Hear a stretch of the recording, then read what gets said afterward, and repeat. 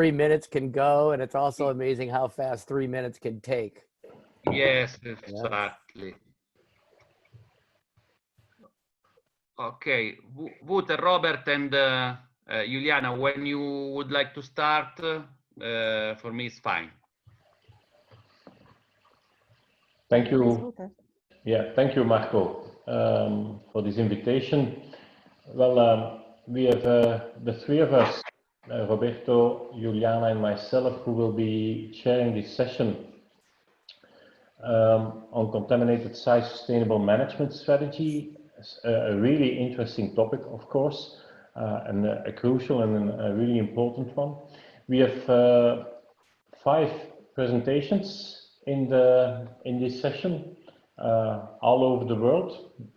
So I hope we have you will be fully interested, and that we have a lot of ideas, creative ideas for you in the future.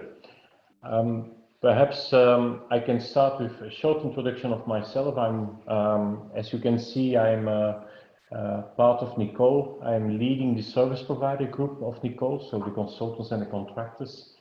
And as I have to need a salary as well, I'm working for Arcadis. Arcadis is an international consulting and engineering company, and I'm a director of contaminated land environments in Europe for Arcadis. That's a bit for me. Juliana, if you could introduce yourself. Yes, nice to meet you all and receive you all here. It's a great pleasure for me. And just to do a brief introduction, I'm the director of Pro Natura International in Minas Gerais state in Brazil. I'm the director of Brazilian Union of Quality in here in Belo Horizonte also. And I'm also the director of the Engineering University of Minas Gerais. And I have also a consultant company. Their name is Eco Business Solutions, that we are specialized in sustainability and innovation process. Is that? Thank you very much. And I hope you all enjoyed the section. Thank you, of course, and Roberto. Hello, everyone. I'm working for the State Geological Institute in Slovakia, which is responsible for geological research and exploration in Slovakia. I'm leading small group of people and working also on different projects dealing with the environment. One of them is working on contaminated sites in Slovakia, which investigate those sites, polluted sites, not only from chemical, but also geological and hydrogeological perspective. And I'm also responsible for many other activities. I'm expert on landslides, some GIS work, and I'm happy to be today with you and looking for a workshop. Okay. Thank you. Thank you. So as you can see, we have a pan-European chairmanship, which is always nice to have the different views out of the different experiences. So I propose that we start with the presentations. The first one is a presentation by Kent Armstrong on cost-effective destruction of petroleum hydrocarbon contaminants with expedited residual mass smear zone, LNAPL. And I propose I give the word to Kent. If you could introduce yourself in 1 or 2 phrases and your company, and then the floor is yours. Hello, my name is Kent Armstrong, president of TerraStrike Products, based out of New Hampshire, United States. Been in the industry, I've been in the industry 40 plus years. Jack of all trades, master of none. But we specialize with in situ remediation, petroleum hydrocarbons, chlorinated solvents, and our whole process is to enhance indigenous microbial populations and get them to work the way Mother Nature intended them to work. So should I share my screen now, folks? Yes.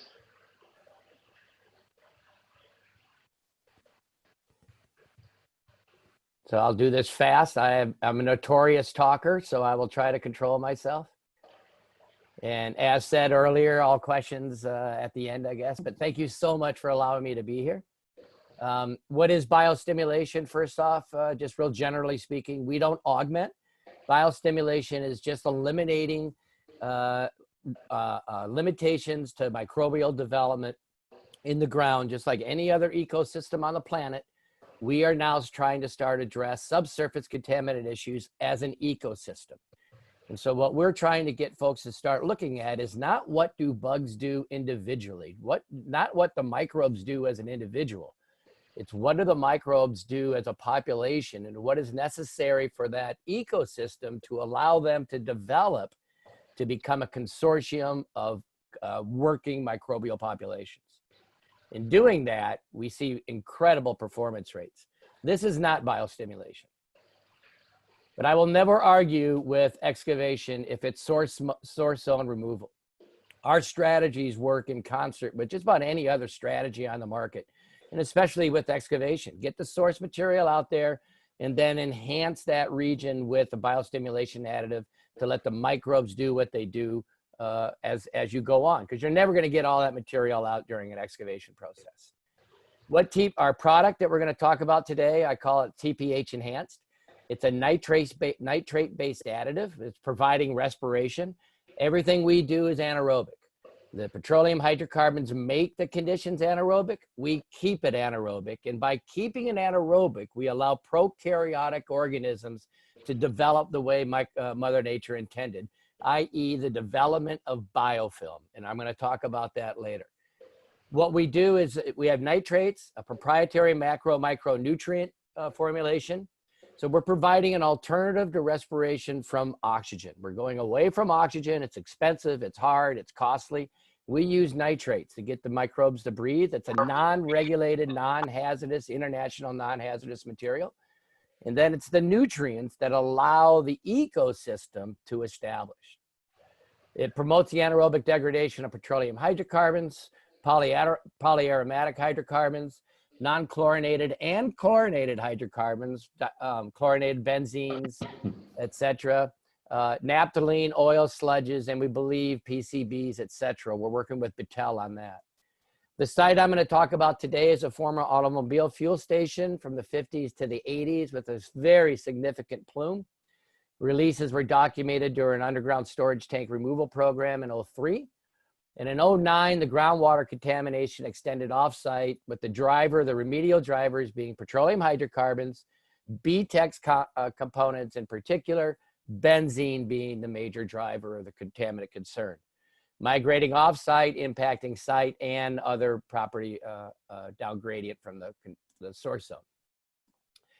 Purpose of the one-year program, which is now full scale, was to evaluate, can we biostimulate in situ indigenous microbes to destroy NAPL, residual source NAPL, Zorb mass, ganglionic stringers, blebs, not pooled, residual source mass. We're going to expedite, we're going to get the microbes to do that for us. We're going to do it organically, and we're going to do it sustainably. The goals was, as I just said, enhance indigenous microbial populations to expedite the flux of the non-bioavailable contaminant sorbed to the soil, your problem of rebound, the cause of rebound. We're going to get that rebound out up front organically. So we can expedite source zone depletion, maintaining anaerobic conditions throughout, and again, creating a sustainable remedial strategy. Contaminant concerns, there were no soil exceedances reported, but it's funny sometimes, even if you have compliant soil levels, you still have a groundwater issue. So if someone's saying don't deal with the soil, but take care of the groundwater, well, you got the cart ahead of the horse. You got to take care of those soils. Benzene, total volatile petroleum hydrocarbons, and xylenes were the problem. Low plasticity, weathered clay, siltstone, a claystone, very tight material, stiff weathered claystone bedrock, thin discontinuous sand layers throughout, which were causing the preferential pathways for the dissolved phase contaminants. Former UST basin was the source. It extended about 500 feet down gradient and has a cross gradient width of 300 foot, has about a 10-foot impact zone from 6 to 9 meters below ground surface. Biosimulation strategy, using 7 previously existing locations. We deployed using socks, additive filled socks. That's what you see the woman in the rain gear holding, and also by bulk application. TPH enhanced we can get 3 pounds of TPH enhanced dissolved in 1 gallon of water. And what they did is they went out every 2 weeks for about a 6-month period and amended these monitoring wells with either 2 socks or 5 to 20 gallons of additive solution. Excuse me, they deployed for 3 months and they monitored for over 7. Initially, we saw, and what TPH enhanced does, and what we do by enhancing the anaerobic prokaryotic bacteria, when they're able to respire and their development and their densities increase, they secrete biosurfactants. That's how they get their food. And so initially, if you have residual mass, as you see on the graph, your dissolved phase concentrations immediately after injection are going to skyrocket. And this is when I say, come on, bugs, let's get to work. But what's happening in here, this is the elimination of rebound up front. You'll see I had 100% increase in benzene, close to 1,000% increases in toluene, 500% increases in xylene, and huge increases in xylenes. This is what you want to happen, and this is all being performed by the microbial populations themselves. As soon as they get that stored mass out of the soil and we reach peak bioavailability, they've made that stored mass available by creating it, by fluxing it into the dissolve phase, they go to town. And from peak bioavailability in less than 2 months, we saw a 99.9% decrease in benzene and a 90% decrease in toluene. Overall, a 99.7% decrease in total volatile petroleum hydrocarbons. All done passively, no above ground support equipment, just by enhancing the ecosystem in which these microbes live. We're not putting any microbes there. Mother Nature's done that for us. And there's billions of DNA sources available just waiting to be unleashed if the ecosystem allows it. So what happened? What's the interesting thing here is, let's look at the heterotrophic plate count. We saw the really nice data. We saw the huge increases and the significant decrease in the dissolved phase concentrations. But what were the bugs doing during this process? We had one site where we amended it. They utilized, this is a repeat. Sorry, this is a repeat slide. Here we go. Sorry. The green line shows you the BTEX concentrations, and you see that increase in concentration through solubilization and then the immediate decrease. But look at that light blue line. That's your heterotrophic plate counts. They started significantly high. We put in the amendment and they plummet. They go away. It's like, oh my God, you just killed all my bugs. But what would account for that solubilization and then the destruction if all those bugs are gone? What happened is, if you look at the TOC line, that blue line, TOC is increasing. Total organic carbon is increasing as contaminant levels are decreasing. Doesn't make sense. That's because they're creating biofilm. We've enhanced that ecosystem with the nutrients and the respiratory sources they need under an anaerobic world, so that they could create a biofilm. That accounts for the increase in carbon. But what happens with a biofilm is they lose their ability to be planktonic. They consciously think, maybe they do. They lose their ability to be planktonic. They change their phenotype and become sessile. They become encased in this biofilm, this protective world, so that when you take a groundwater sample, they're not swimming anymore. So you're not seeing them. They're in this biofilm where they can share genes 1,000 times faster than they can in the bulk water. They're in this biofilm, which creates this nutrient recycling vat where they can just perform. This slide is from a site in Washington, Seattle, Washington. And you will see as the additive source increases, the dark blue line, as the additive increases, the green line, you see that the solubilization at this site occurred again. But you see these little pink bars, those are representing the plate counts that were present.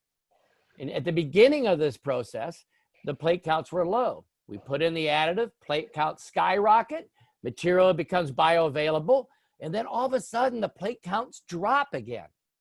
But we have a continuous 6 to 9 months of destruction where we get 98.7% VTEX destroyed in the apparent absence of bugs. They're not absent at all. They're in this protective house where the big bad wolf can't get them.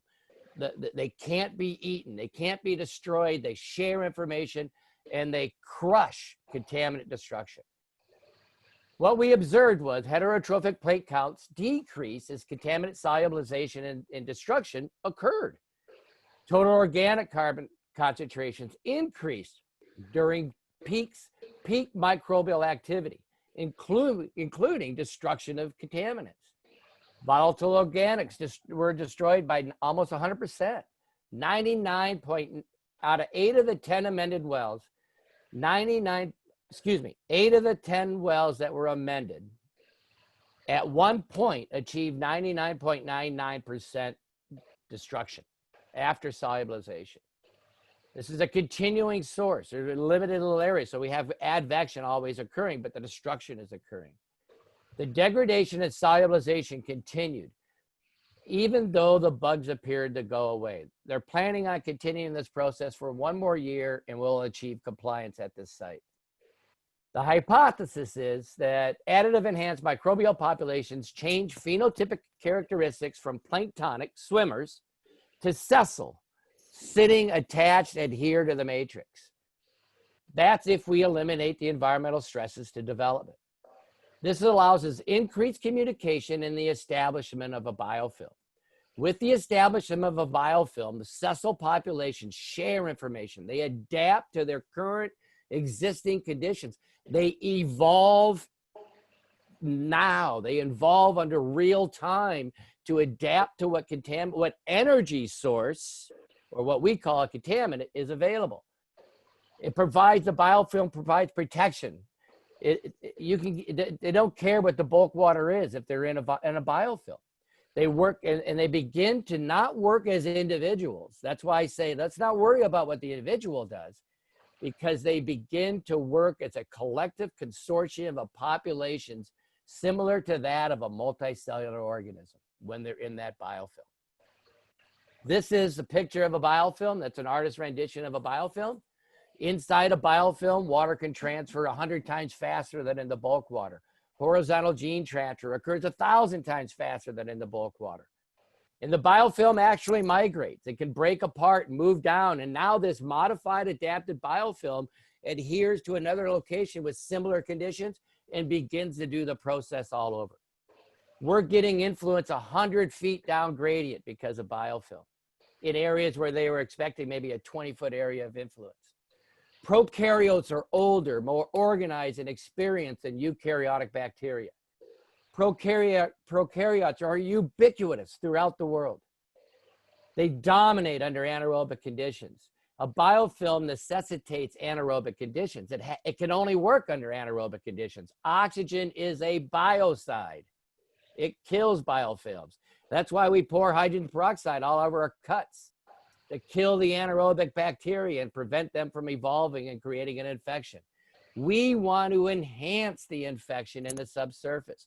We need to start looking at the treatment zone as an ecosystem and not a pigeonhole where one chemical or another chemical can fix it. We need to look at it holistically. By enhancing the ecosystem of prokaryotic bacteria, we expedite L-NAPL solubilization, we eliminate rebound, we get it out up front, and can treat low perm smear zone conditions passively, the way Mother Nature wanted. In the end, TPH enhanced maximizes unicellular methanogenic and fermenting bacteria to work together.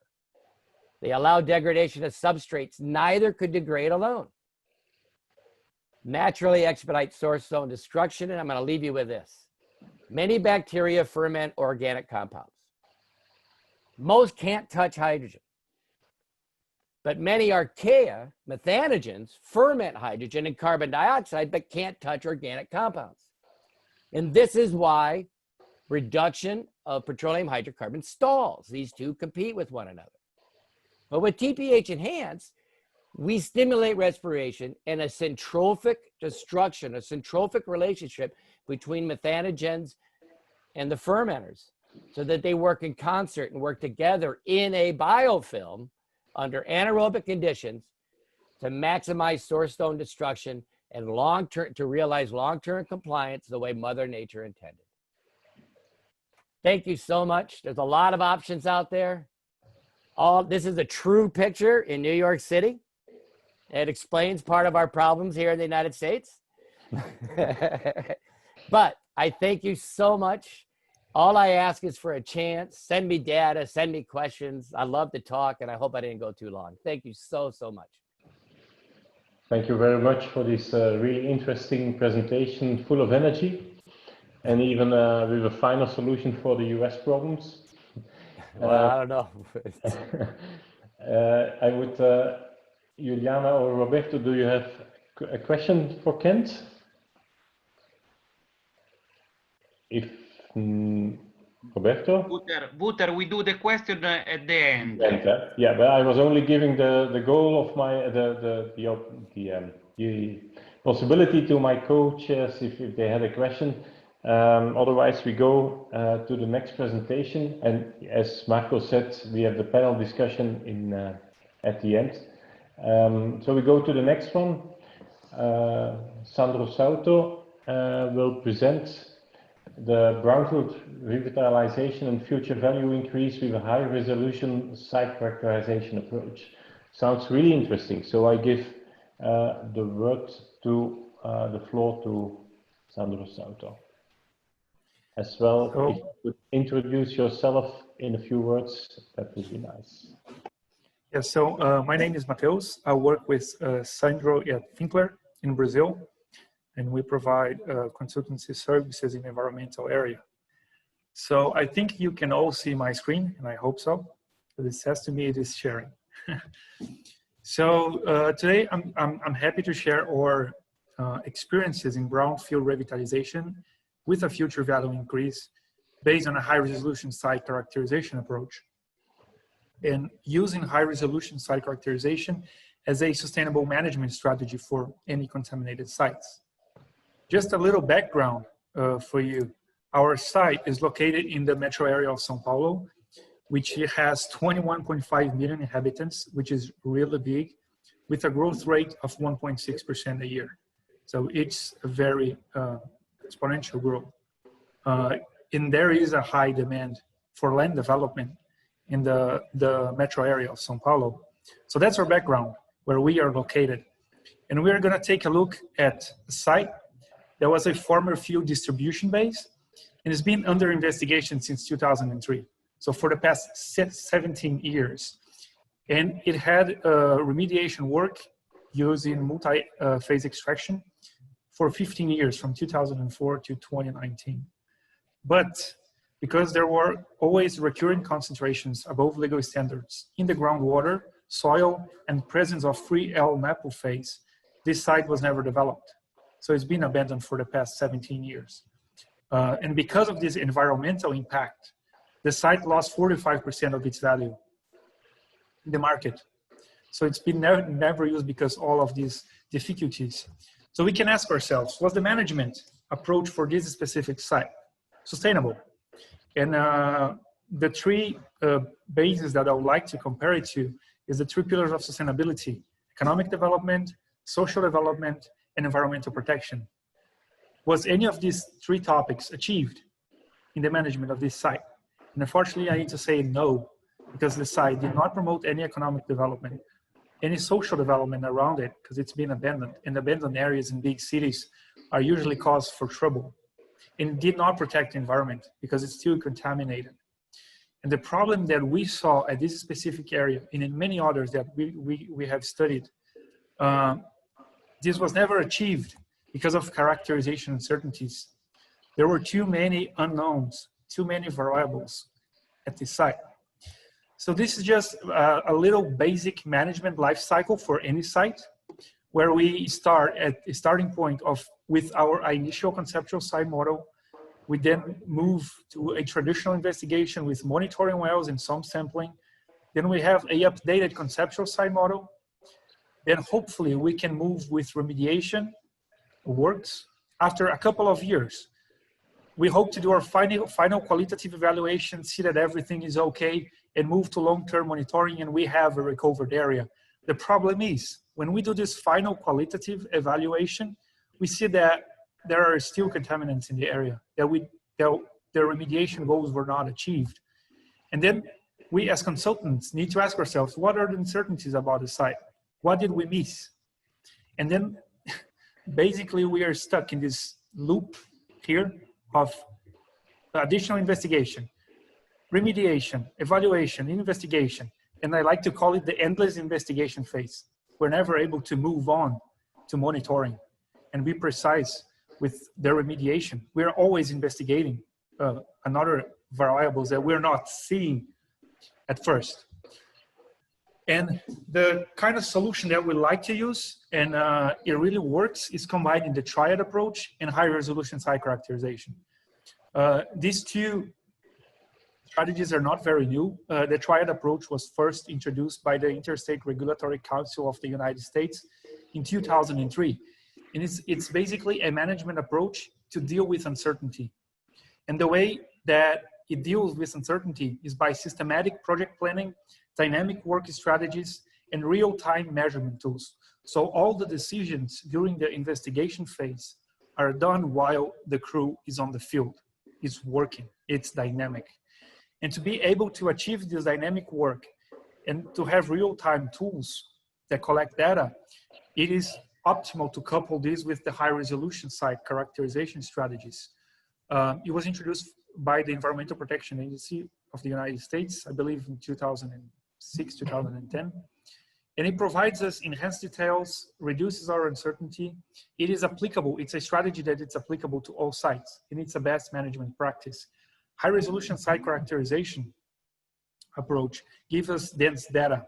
And for this specific site that we were dealing with a contamination by hydrocarbons, we used two main systems to do a complete screen of the area. We used two tools. I'm gonna talk just a little bit about it. Is the Optical Image Profiler, or OIP.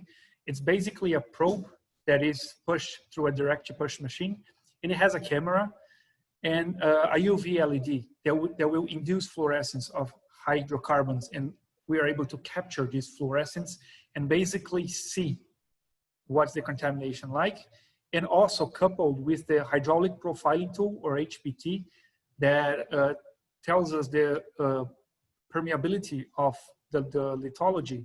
We can have physical properties of the area analyzed at the same time as we have data from our contaminant. And we also used the membrane interface probe, or MIP, because we also had adsorbed phase in the soil. So the MIP is used to read volatile organic compounds, or VOCs, in the soil.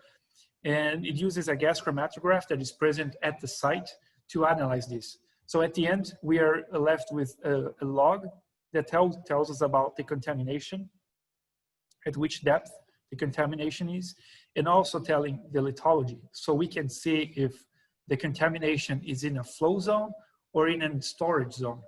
And both of these tools take measurements at every 1.5 centimeters. So it's a very dense data set that it is possible to evaluate in real time while the crew is on the field. So that's the two set of tools that we use at the site. And when we got to the site, I really hope you can see the little dots here. There were 91 monitoring wells, which are the blue and the oranges around here, and 61 extraction wells that were used for the extraction systems. So there were 152 monitoring wells throughout the area, which is a quite high number and it's not a huge area. So this is a very dense populated area with monitoring wells. But they don't really tell us all the story of the site, and we'll see why in a minute.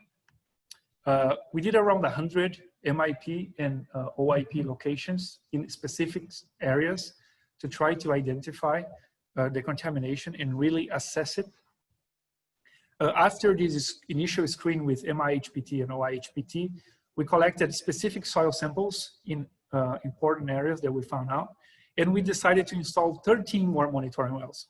And you ask, why did you install more wells if you had already 152 wells at the site? Because the wells did not tell us all the story. So all these red squares here are the new wells that we installed in specific targeted zones. And we're gonna take a look at these 4 wells here at the bottom, these 3 blue ones and the red one in the middle that we installed again.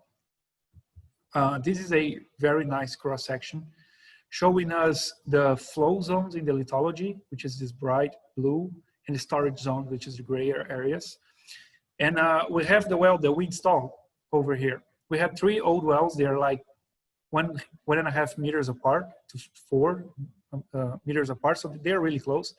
And we installed this one in the middle because we had a very high reading from the MIP system, indicating a high concentration of hydrocarbons in the middle of this huge flow zone.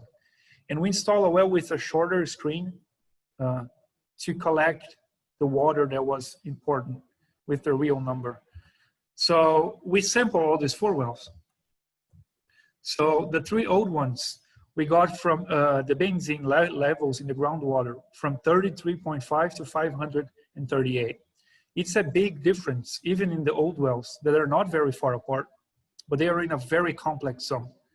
And the concentration we got in the well that we specifically targeted, the bigger flow zone in the area, we got 4,421 micrograms per liter. So that's almost a 10 times increase of concentration that was previously known throughout the area.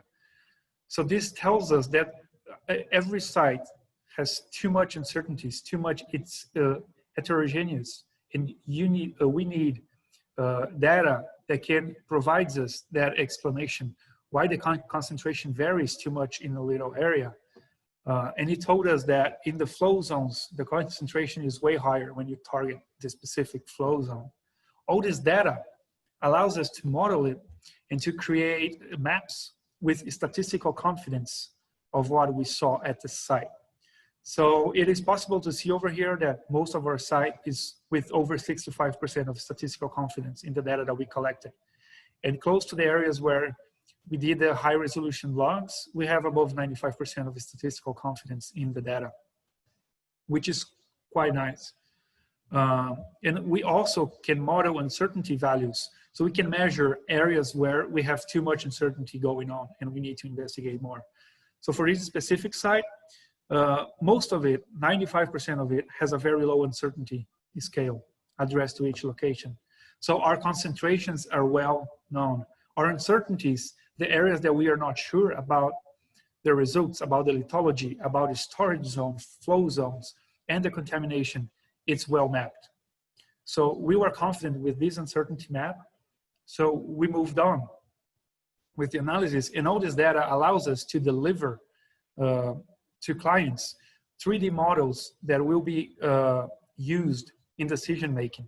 And these models can be delivered in 3D PDFs that can be opened anywhere by anyone. Can be used in virtual reality environments where you can basically walk inside the plume and see the areas, and also augmented reality. So this is a very visible and visual deliverance that we're able to create with a high dense data set about our contamination, about the geology of the site, which is very complex and controls the contamination and will be a huge factor in the remediation. So that's the final product that we are able to deliver with a high resolution site characterization. And just to finish, points to evaluate. With all this investigation, we collected 89 targeted soil samples, installed 13 more wells, and collected 69 water samples. And we were able to calculate the precise mass of contamination in the area today. 97.3% of the mass is still in the soil, while only 2.7% is in the water, and 0.01% is due to vapor intrusion. So we did a complete assessment of the remaining contamination. So 15 plus years of remediation was focused only extracting water and vapor. And that's less than 3% of the contamination of the area. So 97% was never touched in the past 15 years. The field work took 6 months to complete. And it cost about 5% of the cost that the site owner used in the past 17 years with previous investigation works and site maintenance. And let's talk about sustainability again. Sorry, I jumped ahead of myself. So this TRIAD and high resolution approach, it gives us a goal-oriented single investigation campaign, real-time decision-making with all stakeholders involved. So it's a clear and transparent communication throughout the process, assessing all variables in the site. It's a reduced field time and workers' exposition. It provides us with reliable data, with measured and calculated uncertainties and statistical confidence levels. It allows us to do an assertive sampling campaign to specific target areas. So we're not wasting money sampling the whole site in areas that we didn't need to sample. And it's a replicable strategies. So the key points to sustainable management of this area. We need to ask ourselves, what would the surrounding region of the area be like if the site was used properly as a residential area? What would be the social impact? Now there's an abandoned site. What would the area be like if there was a proper residential area? The value of the site today stands at its original price point with a detailed document about the remaining contamination and human health risk. The impact to regional groundwater is fully assessed with a dense data set, which provides technical and legal reliability. It allows us to give the stakeholders legal and technical assurance for decision-making and future actions of the site to reuse the area in a proper way. And just throwing numbers out there, if we consider the 20 million reais, that's the value of the site, with a very low 12% interest rate and a 15 years of investment, the value of the site would have returned a 89 million profit in this past 15 years. And on the other hand, the owner spent 10 million to maintain the site that was undeveloped. So just to leave it out there with the last phrase, sustainability is only achieved through precise, real-time investigation and timely decision-making. It's only possible to sustainably manage what is known. We as consultants and as stakeholders, we need to know what is going on about the contamination, geology, and all the surrounding environment to sustainably manage an area. So that is very important. So that's all for me. I thank you for the time and the invitation to share our knowledge here with you all. Thank you very much for this really nice presentation where you talked in fact also about conceptual site models and how to have the right level of detail in the conceptual site model, which is really crucial, I believe, in our world and still underestimated quite often. So I'm really happy with your presentation. Thank you. We are just in time to go to the next presentation of Megan Jane's Canadian project on constructing a 1 kilometer river near downtown Toronto, Canada, through contaminated land risk-based strategy, maximized soil treatment and reuse and land use controls. Megan, the floor is yours.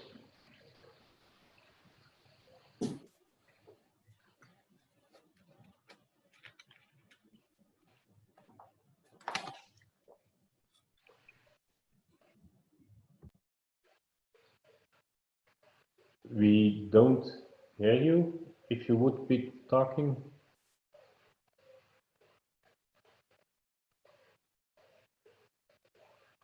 Can you start with a short introduction of yourself?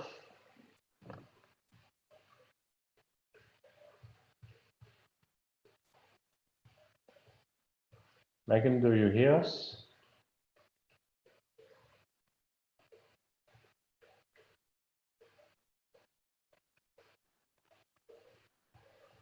Can you hear me now? Yes. Oh, sorry about that. Perfect. My apologies. There's got to be one glitch on the whole process here today. We all like Hopefully that's it. Hello, everybody. My name is Megan Janes. I'm the Director of Soil and Groundwater and Brownfield Management at Waterfront Toronto. I've got about 30 years of consulting background, and I've been with Waterfront Toronto for 3 years, working on their project prior to that. Waterfront Toronto is a government agency that is overseeing the redevelopment of Toronto's waterfront. And today I'll be talking about one of our large projects, a 1.2 billion, that's Canadian, project to construct a new river through contaminated land. And it is a flood protection project. So here we are, so if you can just kind of zoom in to where we are into Toronto on Lake Ontario, and the site itself is on the shores of Lake Ontario, immediately east of downtown Toronto. And it's been infilled over years, about 100 years ago, infilling of the historic wetlands that were there. It was used for many years for heavy industrial.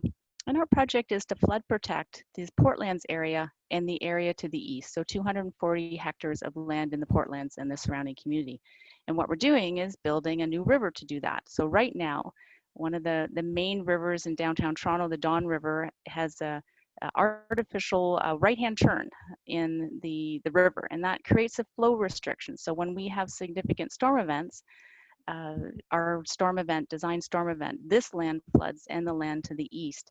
What we're doing is then conveying and creating a new naturalized river and outlet through this land, excavating a new 1 kilometer channel to outlet into the river. And then part of our project is also creating new parks that rim the new river, new roads, new bridges, and it will unlock the interior land, 22 hectare land for revitalization for new residential communities. I'll be talking today about the risk-based approach, our land use controls and risk management measures to develop this project, soil excavation, treatment, and reuse, and where we are today in terms of construction. This is the land as it stood before we started our construction. So up here at the top end of the photo is the Don River, comes down and makes that odd 90-degree turn into the harbor of Toronto. This is all of the infilled lake fill that was completed about 100 years ago. Much of the land as when we took it over to start our construction was derelict. The former industrial uses had closed down more than 30 years ago. So where are we going? This is what we're building. So there's that Don River turning right into the inner harbor, and we're constructing a new channel through the brownfield site, rimmed with parks, new roads, new infrastructure, opening up the land, lifting it out of the floodplain and allowing the revitalization of this land. So that's the future. Little video, hope this works. Just going to give you a quick snapshot of where we're heading with this project. Traveling down that Don River, coming up to the 90-degree turn that goes into Inner Harbor, and this is the new channel we're building. So building this, new parks, new roads, new bridges around, opening it up so the land in the interior can be redeveloped for residential communities. And we're going to end here at this nice promontory in a new park that will overlook downtown Toronto and the harbor of Toronto. So that's the future, but where do we come from? This is the historical site use of the land. So as you can see in these photos, it was very extensively used for oil and refinery and natural gas processing. And in the World War II, explosives and ammunition manufacturing, we also had metal treatment fabrication and concrete and cement manufacturing. So on this photo up in the top, may not show well, Don River comes down here, and the new river follows through this path right through where this bulk oil refinery storage used to be. Doing this project, as you can imagine, requires a lot of excavation of soil, creating that new river and then lifting the lands out of the floodplain. We needed a way to come up with a comprehensive strategy to address the environmental conditions of the site. There is no current environmental regulatory approval process in Ontario for a project like this, no approval process for creating a river through brownfield sites. So we used a very large risk assessment. We call it a community-based risk assessment, but think of it like an umbrella risk assessment. So not just for a single property, but for multiple properties, for about 70 hectares of land. We used that risk assessment process to give us a a cohesive look at the human health and environment, and we use that to develop our risk management measures and remove the risk for the future redevelopment. With all that soil being excavated and reused, that risk assessment also enabled us to come up with a very comprehensive strategy, so a unique strategy for this site to test reuse the soil within the project. So we can excavate the soil from the river, investigate it, characterize it, and then match it to its placement location. So it gets moved and treated across the entire site. And that way we can sustainably reuse as much soil as possible and achieve our objectives. That's all underneath the risk assessment framework. In the risk assessment, the key pathways of concern were several and many, with soil and groundwater contamination very extensively contaminated in many areas, particularly related to the bulk oil facility, but also because of the original infilling of the land and the metals and other polyaromatic hydrocarbons that came with that. We have exposure concerns for human health, humans and ecological receptors. We also have concerns regarding soil leaching and groundwater leaching into the new surface water we're building. And then because there's an extensive non-aqueous phase liquid NAPL contamination in the ground, again, very widely investigated using laser-induced fluorescence, probably 300 or more monitoring wells to characterize the site. That was also a concern of it potentially migrating to surface water. So the conclusion of the risk assessment was that we needed a contaminant barrier. So a barrier had to go in place in the river valley, and a barrier had to go in place in the land zones as well. Not everywhere, but in all the areas where we had extensive soil and groundwater contamination that were a risk to those receptors. So what are those contaminant barriers? The first one we're going to talk about is the cap that's in the land area. The risk management barrier of a 1.5 meter cap is being used across the parks and roadways. It consists of specific quality requirements for that upper 1.5 meter. Because we have a lot of soil to be reused, we also develop some criteria for soil used below that 1.5 meter cap. For the upper 1.5 meter barrier, we looked at all the receptor pathways and designed the criteria so that's protective of these pathways. And then we also looked at additional criteria so that we were as protective as possible. We didn't want to impact or contaminate any of the land that we were moving the soil to. So we have a process called like to like to make sure that our contaminant profile is better or equal to the land we're moving the soil to. And we also looked at soil leaching, and we looked at vapor pathways, and we looked at free phase threshold to make sure our soil concentrations weren't higher than any mobile free phase threshold. So we weren't creating any mobile NAPL. And those criteria were matched to the excavated soil so that we knew where soil batches were going to get placed in the future conditions. So that was one of the primary risk management measures, a 1.5 meter cap in the land zones. But the river valley is very special because we've got surface water to protect. We have cutoff walls that are being used at the edge of the river. The cutoff walls have other purposes as well because we have a need to dewater the excavation and create dry excavation zones. The cutoff walls were a critical feature of that, and also on the west side of the river valley to keep the excavation in place. We have very steep slopes at this side. So there are two types of cutoff walls being used. One is the concrete secant pile wall that's pictured on the very right side of the screen. We have over 1,700 piles, overlapping piles, drilled into bedrock, 20 to 40 meters deep. And you'll see on the very bottom right here, just an image of the secant pile construction. The framework is in the middle. They'll pour concrete on the outside, remove the frames, and then they'll drill through the center of those frames. On the left, lower left, is the bentonite slurry walls, and those are being used in the eastern side of the excavation where we have a shallower excavation and shallower slope. So something, again, that's useful there and is a very fast installation process. So those are the cutoff walls for the barrier, but we also needed risk management measures in the surface water at the base of the river valley itself to protect from any underlying soil and groundwater migration into the future river. In the area where we've got the cutoff walls, we can use a dry construction method. And so it's much simpler than in the wet construction approach. So in the center part of the river valley, we can use a geosynthetic clay liner, a geomembrane, and a treatment layer. So again, this is only required where we've got extensive soil and groundwater contamination. It's not throughout the whole river valley. And in some sections, the treatment layer includes sand and granular activated carbon. You imagine excavating in this brownfield site, and it's surrounded by surface water. We don't immediately connect to the surface water. That comes at the very end of the excavation process. Once we've actually built the river back up, we have all the wetland features in place, then we excavate the ends. We call them plugs. And at that point in time is when we have wet excavation, wet construction. Where we require some type of isolation layer there, then we would be laying it in down through the column of the water. So there's some sections where it's simply a direct contact barrier. We don't need anything more extensive. It's not as contaminated.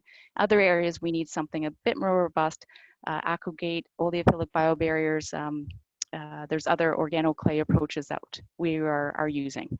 It depends on the location and the contamination. So those are the 3 risk management tools that we're using throughout the site. We also have vapor barriers required for any building as well. Let's look at the soil reuse. Excavating the river is going to generate a lot of excess soil. And we needed that soil to be able to lift the land out of the flood zone. So we needed over 700,000 for flood protection, and over $1 million is being excavated for the new channel of the Don River.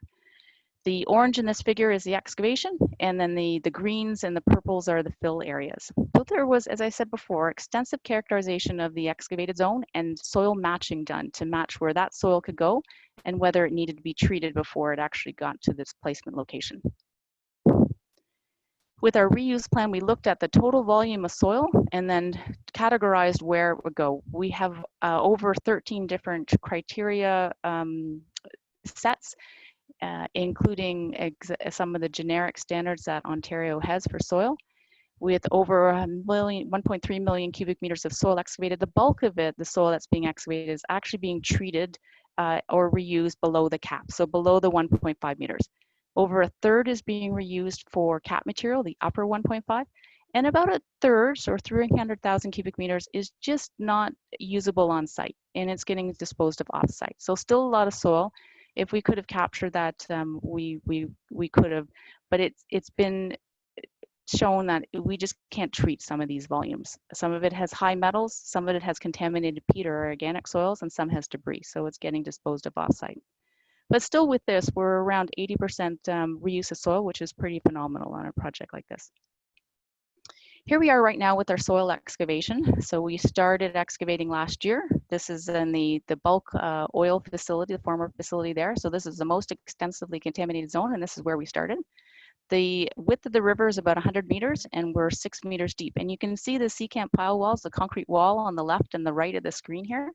And beyond that, in the future, there will be that finished park. And in the future, really, you won't see any of this. This will all be below ground.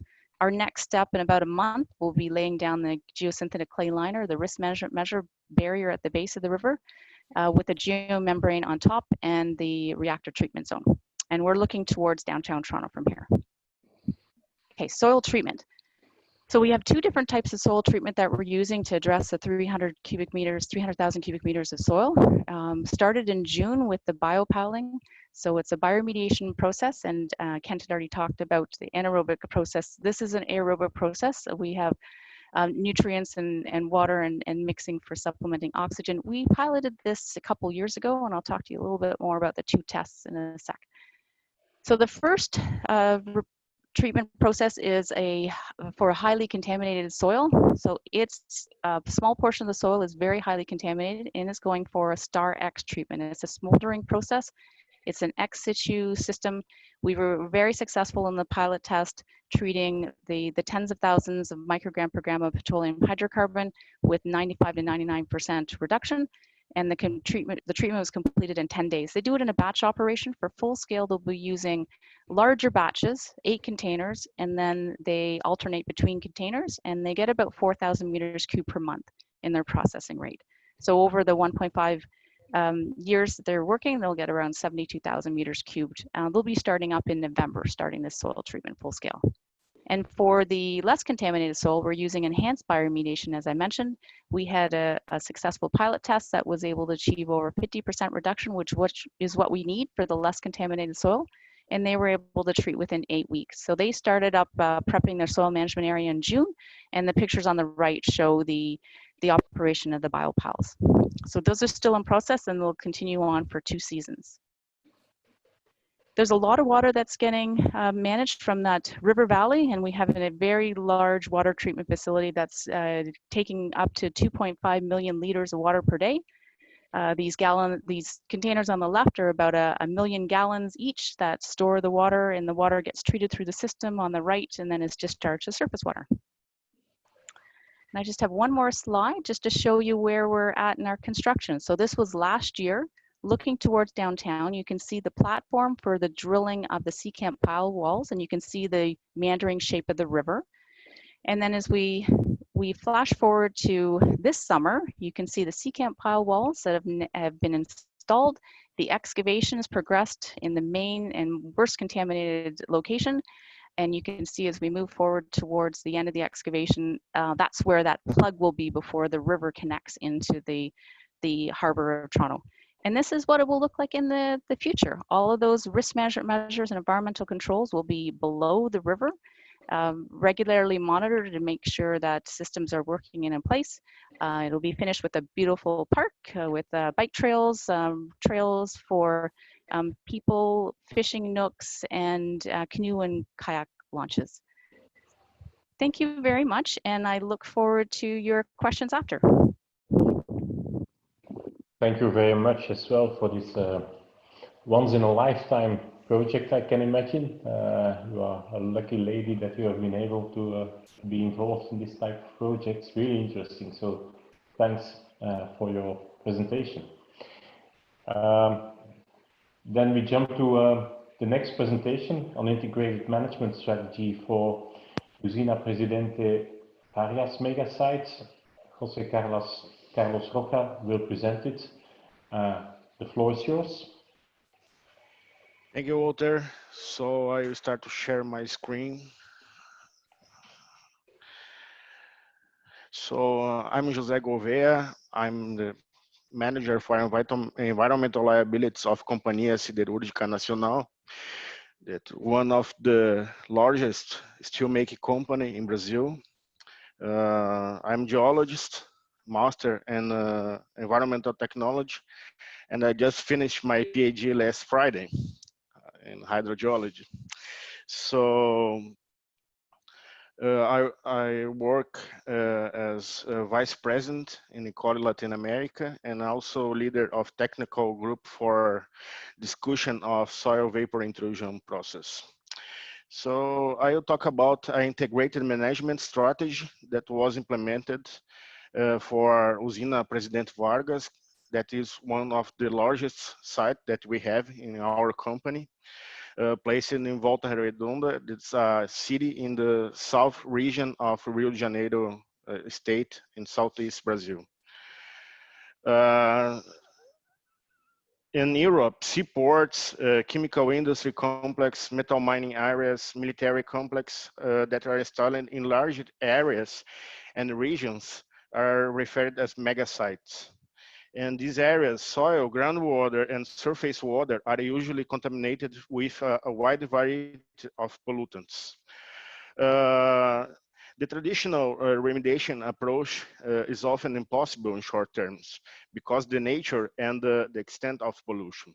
Consequently, the pollution will remain as a risk factor for humans and ecosystems, and it will limit the free use of resources such as surface and groundwater. For this reason, the European Union founded the Welcome Project, that's an acronym for Water Environmental Landscape Management at Contaminated Mega Sites, to develop integrated management strategy for mega sites. From January to of 2002 until December of 2004, the Welcome Project integrated management strategy was developed in the chemical industry area in the German city of Bitterfeld, the chemical plant of the Polish city of Tarnowski Gori, and the heavily industrialized harbors of Rotterdam and Antwerp. These megasites have complexibilities that are related to site conditions, contaminated characteristics, and organization involved, regulatory aspects, and considerable costs. So these case studies are an example of application of an integrated management system and a stepwise approach to establish integrated risk-based management plans for contaminated megasites. And this work, an integrated management strategy was applied to Usina President Vargas, that is one of the largest integrated steelworks complex in Latin America, which began in 1943. And the major contaminants are polyhydromatic hydrocarbons and metals, which can be found in absorbed phase in soil, free and dissolved phase in groundwater. It's important to note that integrated management system comply with national guidelines of CONAMA 420 or local environmental regulations related to contaminating land and groundwater. So considering these aspects, the objective of these studies were to distinguish the areas of megasite with the higher risk and set up priorities for the levels of risk reductions, degree of contamination, and consequently related investments on the basis of risk assessment for the area. In addition, the studies also aimed to show the applicability of this integrated management site strategy in Brazil to the area of Usina President Vargas. The methodology involved the applying of risk-based management at UPV megasite that consists to follow the stepwise sequence based on integrated management manual, including identify site challenges within the context of conceptual site model, identify the data gaps of the conceptual site model, the elaboration of a work plan to solve these gaps, and identify the distribution and absorption and path of disruptors of pollutants. Modeling to reduce the risk by identifying non-acceptable pollutants for action and offer substantial cost reductions.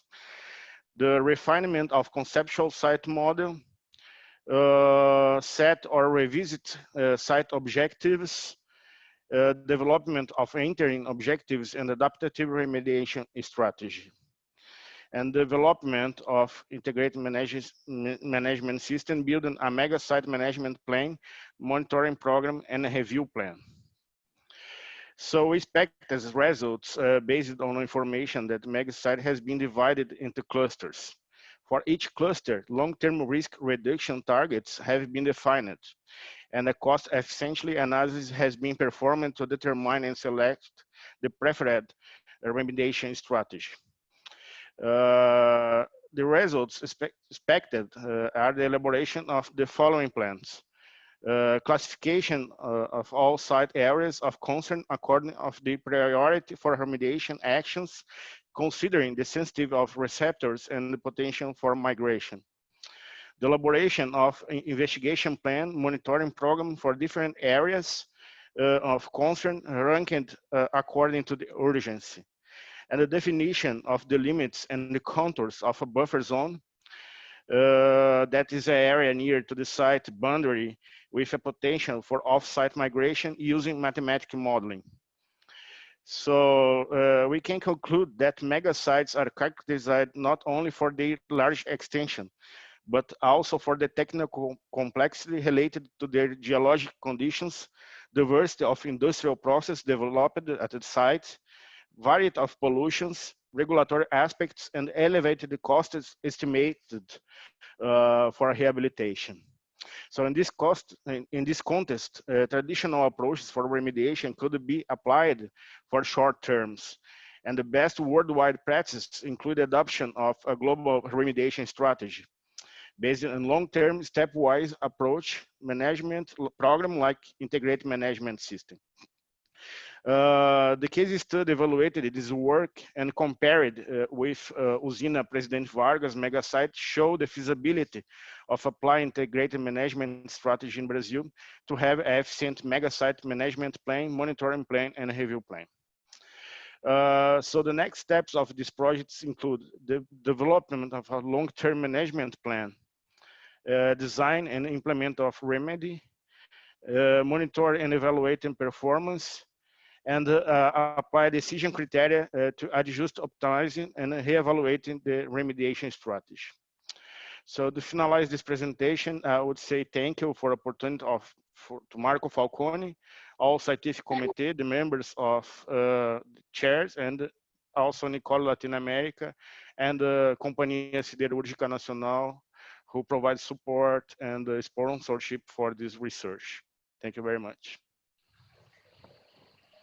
Thank you for this really this excellent presentation, and happy to see some Nicole brothers all over the globe. So that's really nice. We have now we will start with the last presentation of today, and afterwards we will have the panel discussion. So I invite Hernando Núñez to give his presentation on impacts not evaluated from the construction of mining projects to the origin of large damages to the infrastructure of the Moquegua region in South Peru. So the floor is yours, Hernando.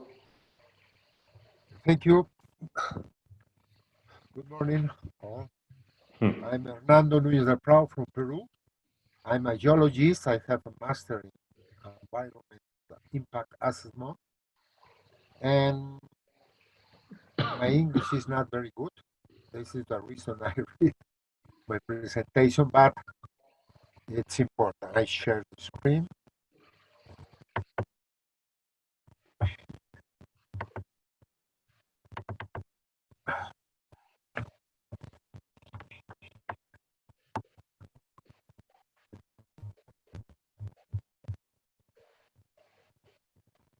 Okay.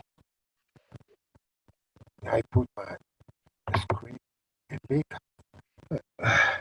First, thanks to Rentec organizers, especially to Marco Falcone.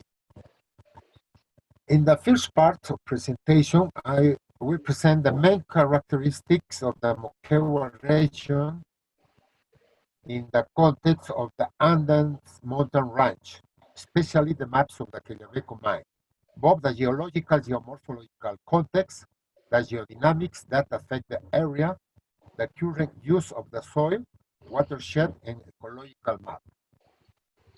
In this sheet, you can see the basin of the Ilo Moquegua River located in southern Peru.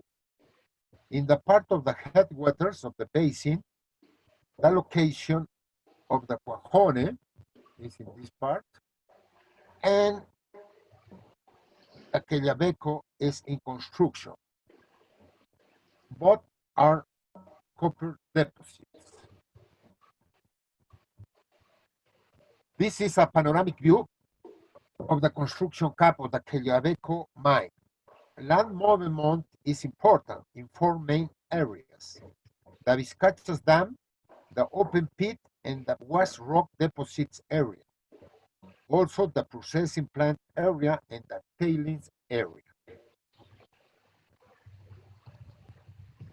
In this map, you can see the drainage system of the Ilo Moquegua River in different colors, the hydrographic subbasins.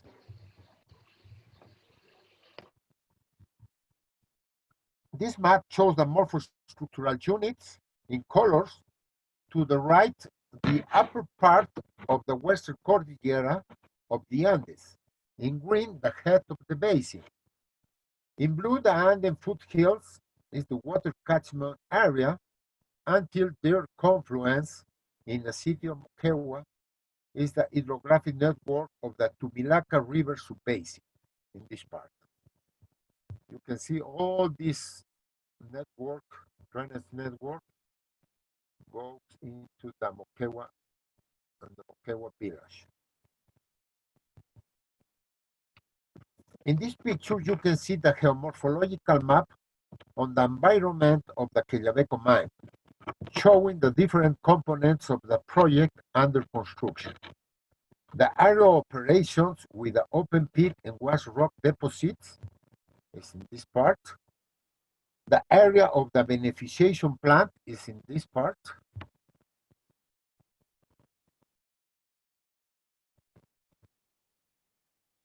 And to the south, the tailings area.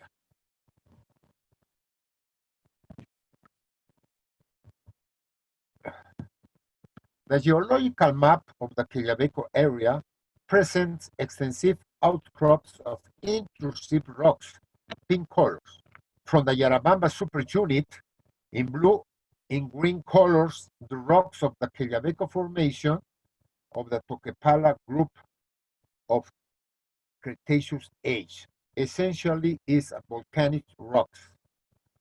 The gray colors correspond to the areas affected by the mine construction works.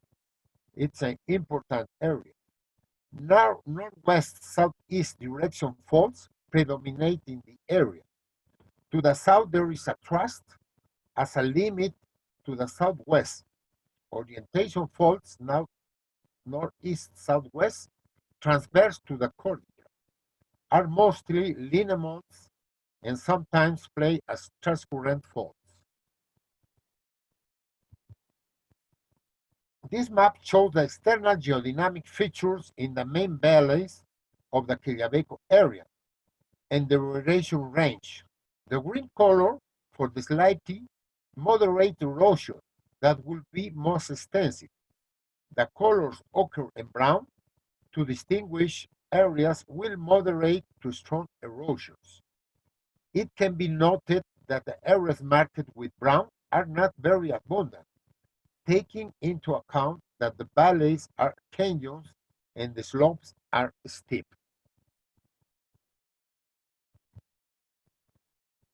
This feature shows the current use of soils. From east to west, we distinguish a grassland area for grazing in light green. It follows the scrub area where firewood is extracted in ochre color. To move towards the larger area with very little to no vegetation of brown color, that favors the runoff of the waters. Its graphic plan shows the isojetas for the Ilo Moquegua River basin. The iso lines, union of points with the same precipitation, are presented from 200 millimeters to 50 millimeters of precipitation for the Quellaveco mine area for the periods of 20 years. In this map, you can see the hydrographic subbasins of the Moquegua region and the inventory of groundwater source. The areas framed show the detail of the strategic areas of the crop of springs. It is very important. The water is a very important element for the user of this irrigated basin, located in a semi-desert area.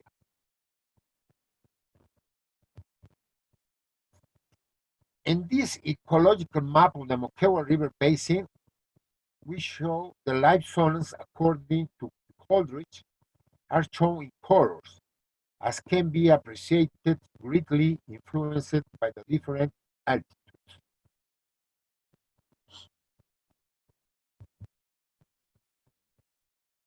In the previous figures, as an introduction, we have wanted to show the features of the terrain in the area, where the Quellaveco mine is being built by the companies Anglo American and Mitsubishi.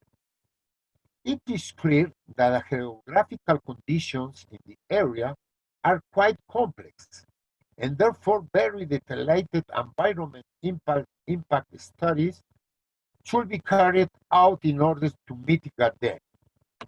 From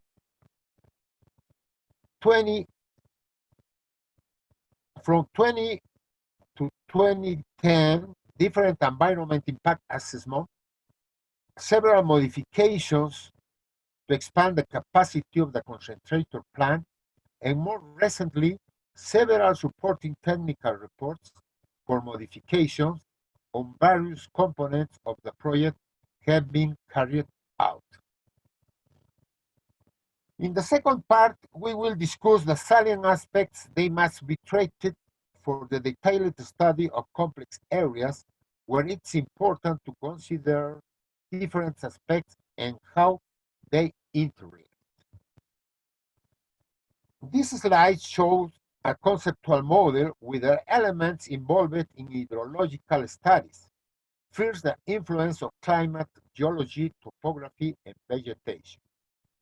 It is important to highlight the influence of the meteorological system of Alta de Bolivia.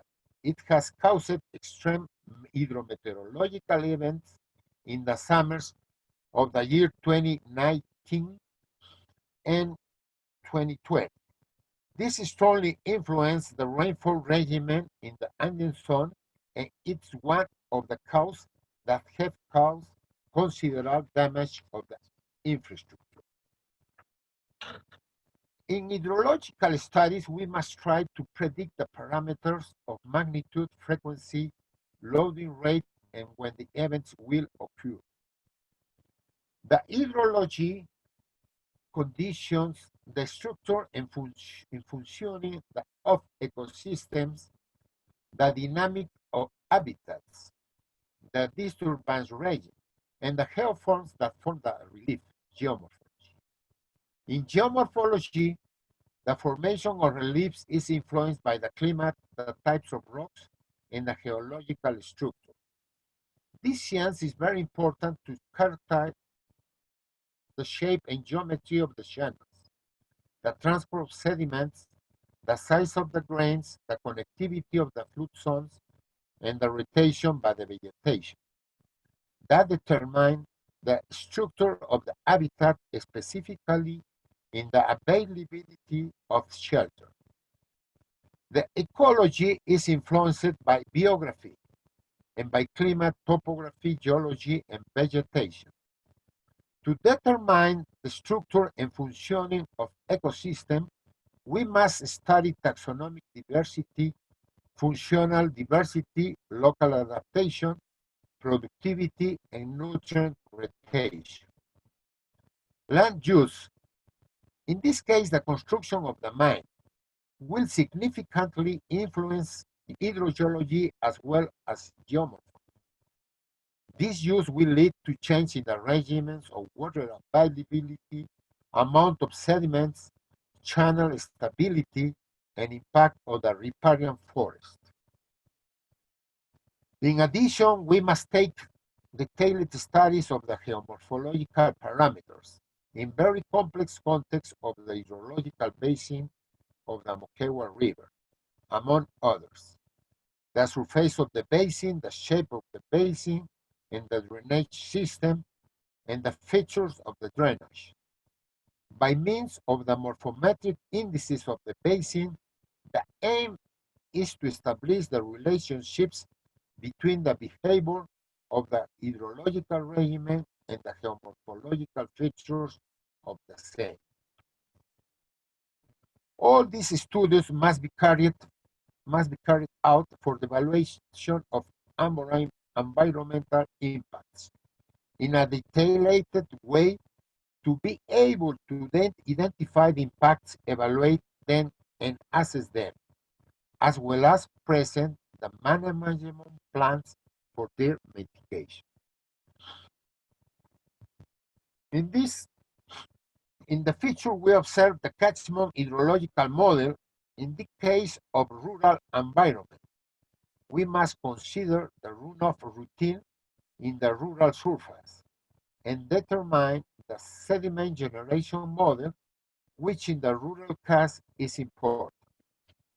Further down in the diagram, the river hydraulics model must be addressed, for which a modeling is carried out with the ECRAS software.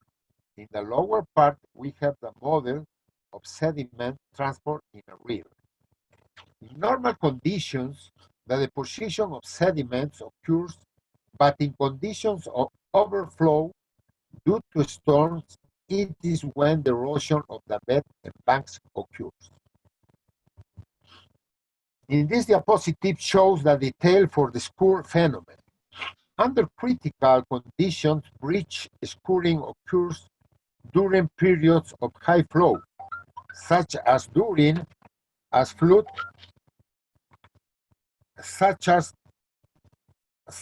during a flood event.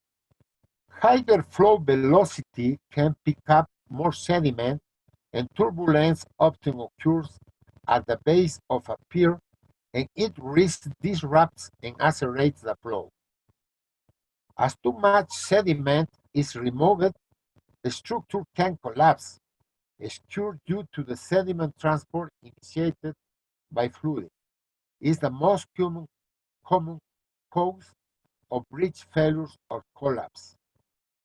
In conclusion, the impact not considered in the environment impact study for the Quellaveco project has been the overload of sediments that fill up the channels due to the lack of control of erosion and generated sediments. Sediment deposition in riverbeds and streams was extreme, exceeding the establishing maximum daily load. The internal hydrographic networks flow as funnel into the Tumilaca River. This pays through the city of Moquegua. Continuing, we can show some, but to finish, you can see in the following slides several photo mosaics showing the clogging and of the channels and the overflowing of the waters of Tumilaca River. The damage is high, affecting the infrastructure of the Moquegua region, the type of studies carried out, and how the press report. You can see the one bridge collapse is the Montalvo near Moquegua. It's you can see in this picture, in this part it's possible to see, this is the Panamericana Highway, and all the bridge collapse. This is also the report. This is the president, and the people, they look for a different possibility, but the damage is very important in this village. Thank you very much. Thank you for presenting us this case. It's always impressive when you see the scale when we work at a small site in Europe and compare it with the problems that you showed us. It's always impressive. So thank you very much.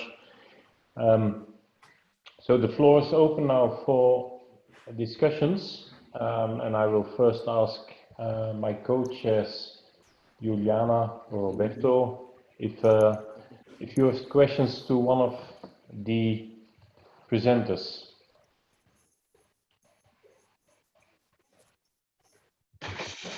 If I can, I would like to ask Mateus. It was the second presentation. And can you hear me? Yes. Yes. And I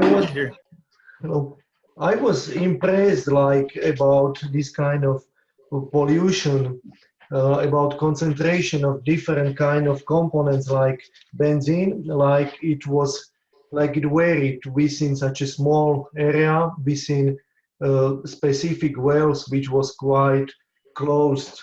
And so since I'm geologist, I would like to know a little bit explanation about this kind of differences and maybe focusing on local geology or other aspects.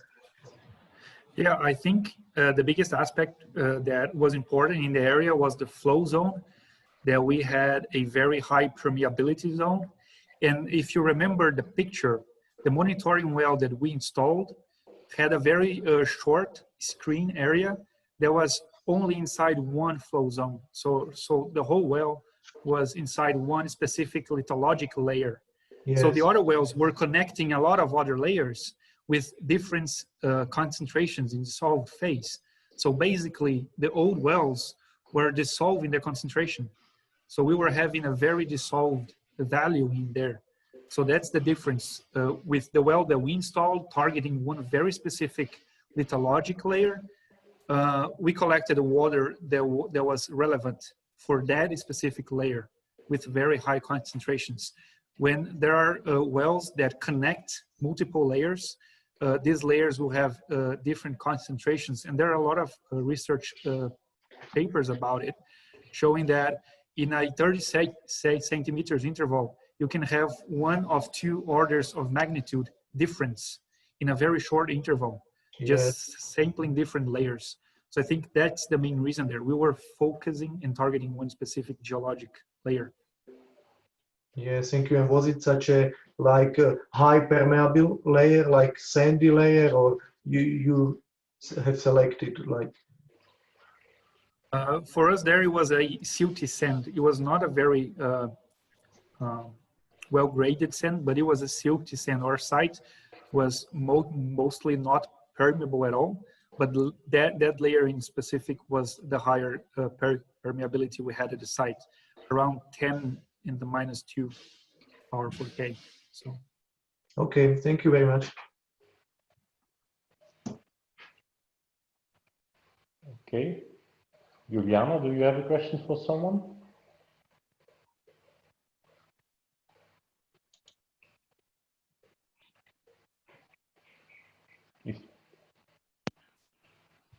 If not, I would.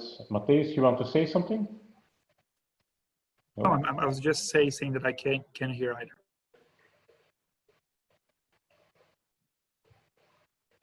Yeah, I don't. Yeah, Juliana, you are on mute.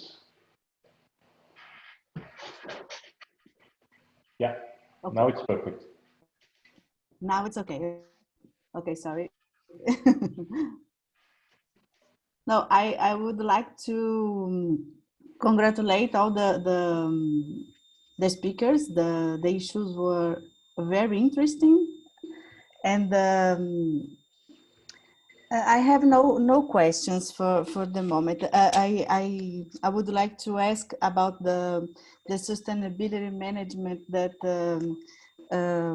Finkler Ambiental did in this site, but he answered the question during the speech. So thank you very much. Then I would say we open the floor for all the participants of today. You can ask a question directly or you can raise and do it in the group chat, and then we will come back to you. So please don't hesitate. I hope you are not too hungry yet, or that you are too tired yet, being dependent where you are in the globe. Who has a question?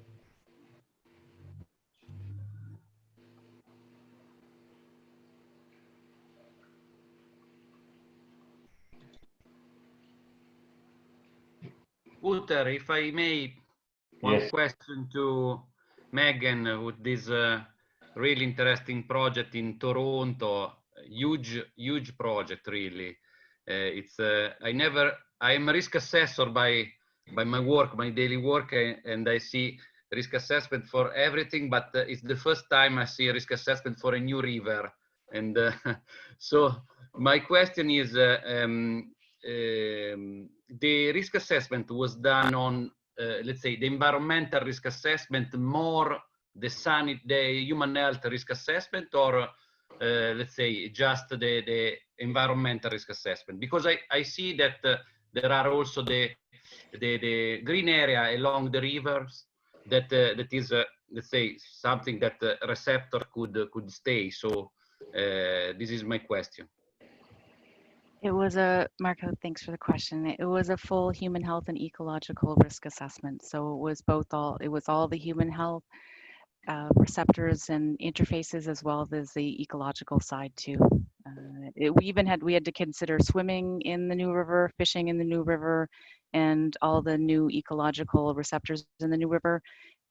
We were basically creating new sediment in the river, so we had to think of the future benthic organisms in the river as well. So it was a full risk assessment. It was following the traditional risk assessment process, but just on a much, much larger area, larger scale than just a single property. So we had a little bit more freedom to look at our own specific site-specific exposure thresholds, but we did follow regular processes and calculations as any other risk assessment.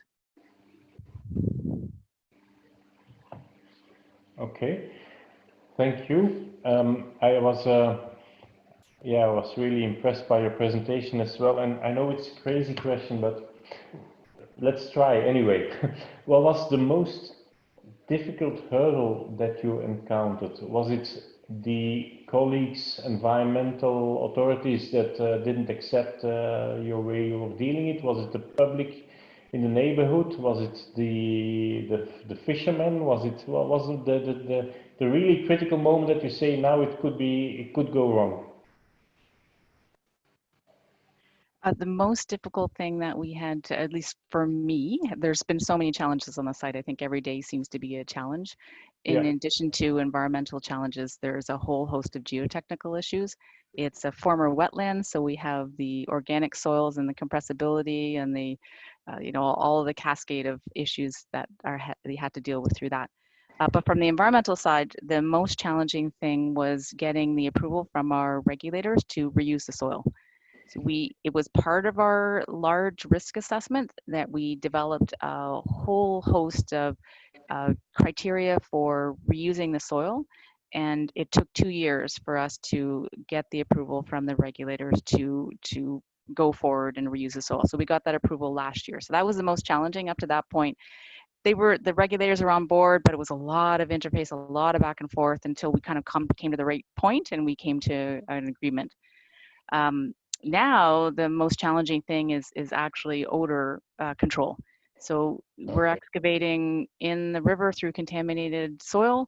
We are close to downtown. We are close to residential areas, and there is an intensive program on odor control, odor mitigation, odor management, and air quality daily. And it is probably one of the biggest challenges we have right now.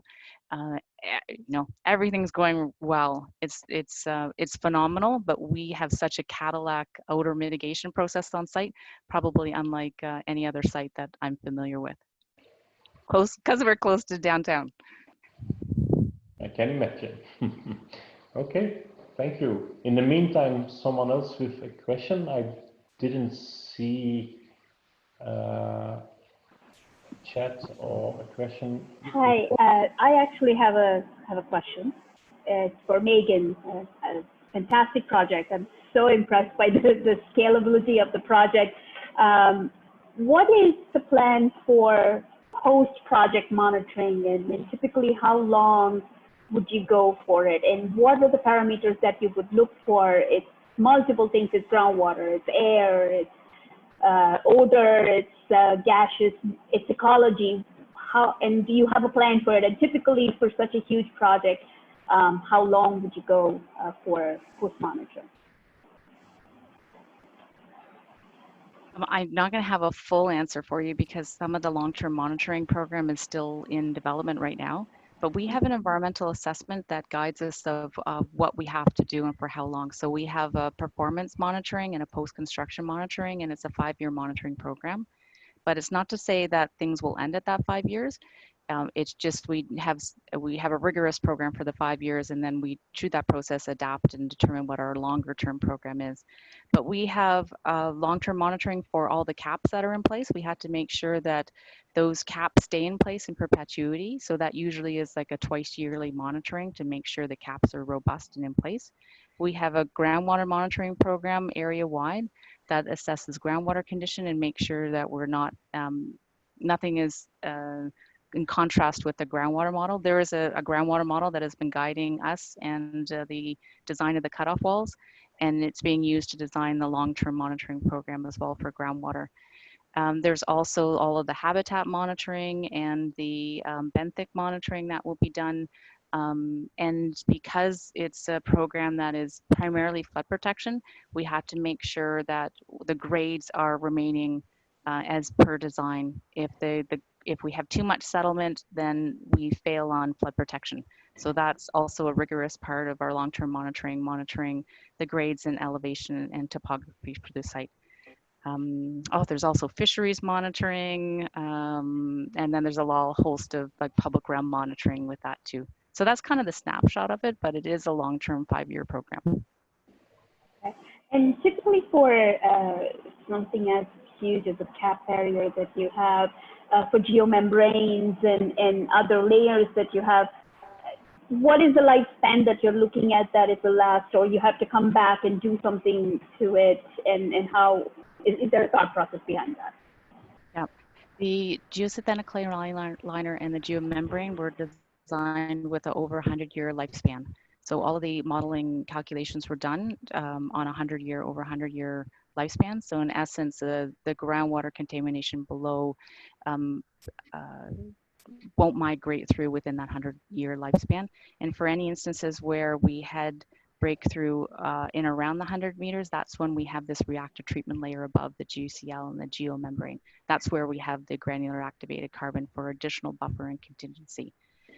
So it's obvious we can't inspect the GCL and the geomembrane. It's going to be buried under a whole layer of wetland and river finishes, but we do inspect the surfacing of the river finishes and any of the scouring. There's design in the system for scour protection and flow controls so that we make sure the river is still in its condition and integrity so that it's not eroded down to the geosynthetic clay liner and the geomembrane, which is basically our hail stop.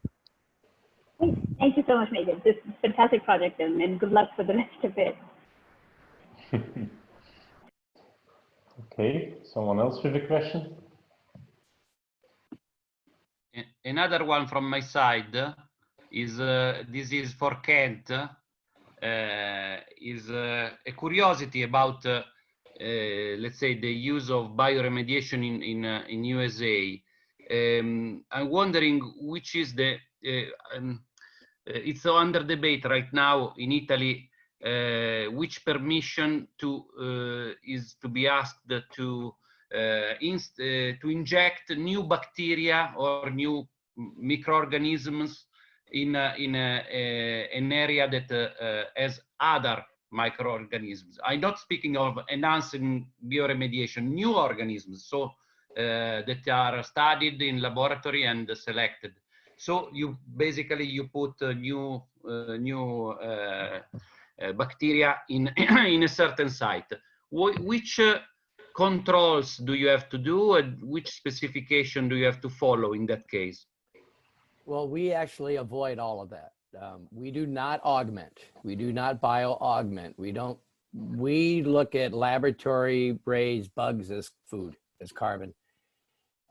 Historically, we thought laboratory raised bugs would be better trained, if you will, and outcompete the indigenous microbes. And we're not finding that to be the case at all. They actually, if anything, I think introduced microbes will be looked upon moving forward as a form of gene therapy, if you will. We just stimulate the conditions that exist by eliminating environmental stresses to microbial growth.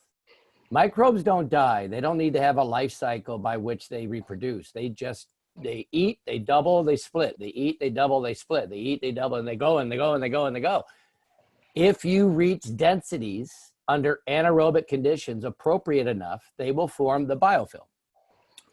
In forming a biofilm, as I noted in my presentation, they will evolve. They will adapt with this huge resource of genetic material that's dormant and active within that biofilm so that they'll adapt to the available energy source, or what we call a contaminant, that's present.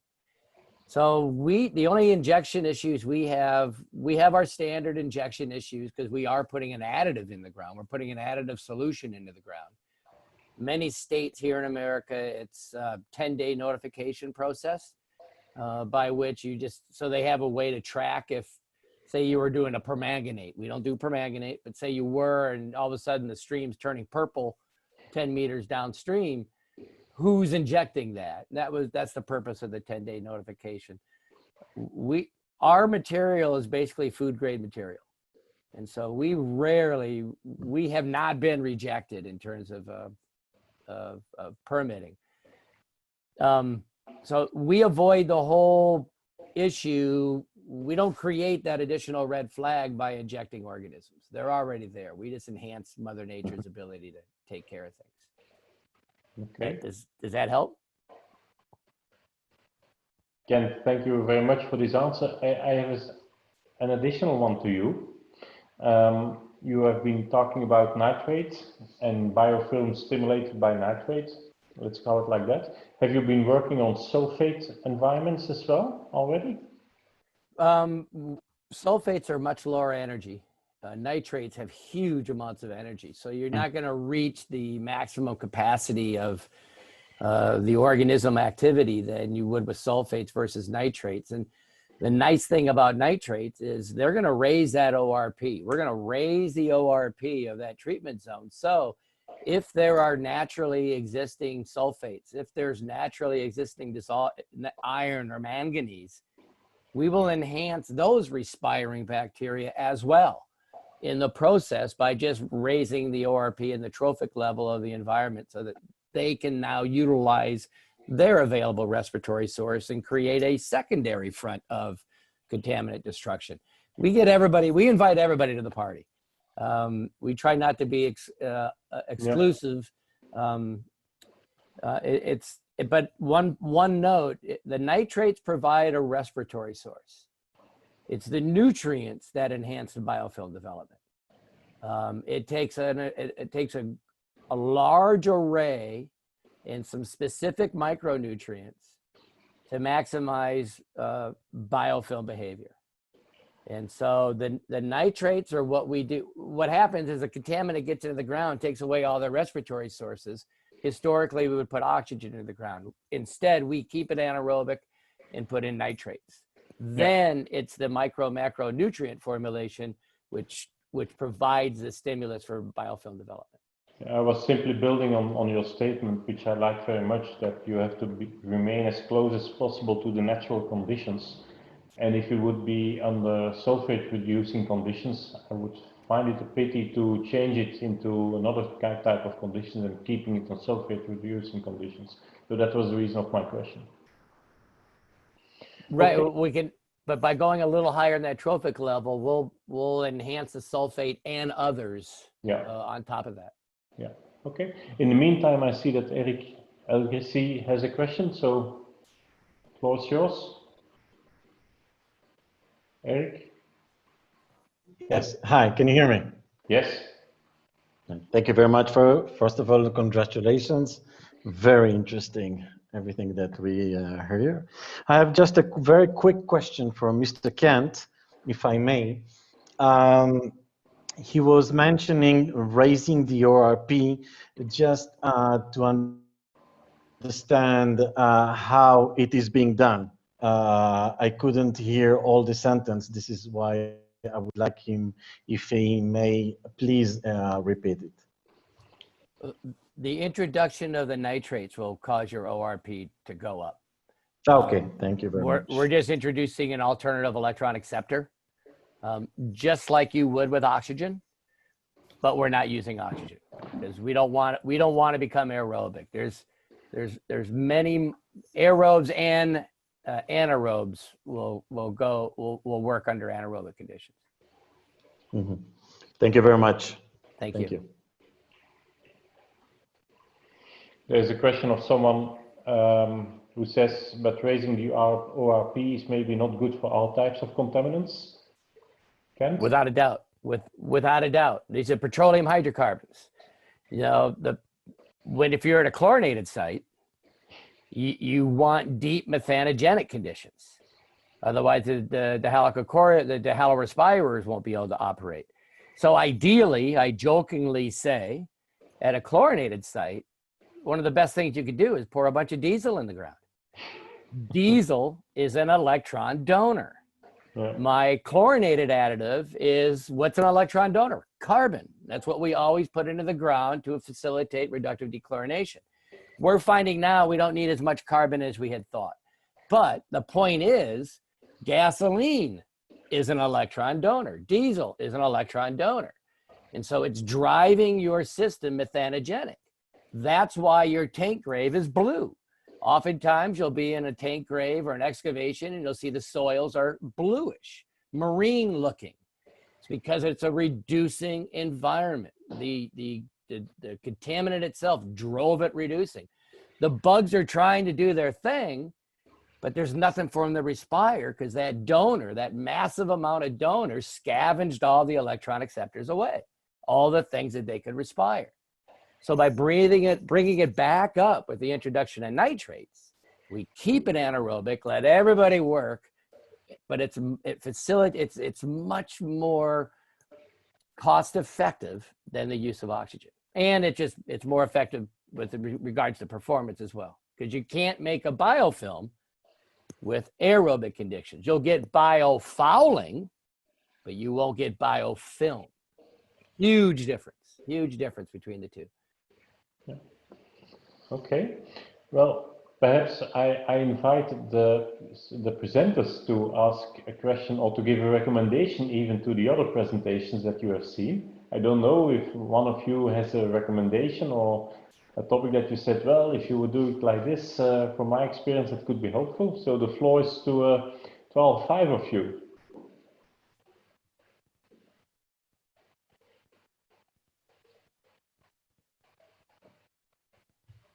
No recommendations for each other? Megan, I look forward to my manufacturers I work out of Brampton. I'm very much looking forward to introducing myself to you in the waterfront. Forward to that. And I worked on the Big Dig. This looks to me like an above ground Big Dig job.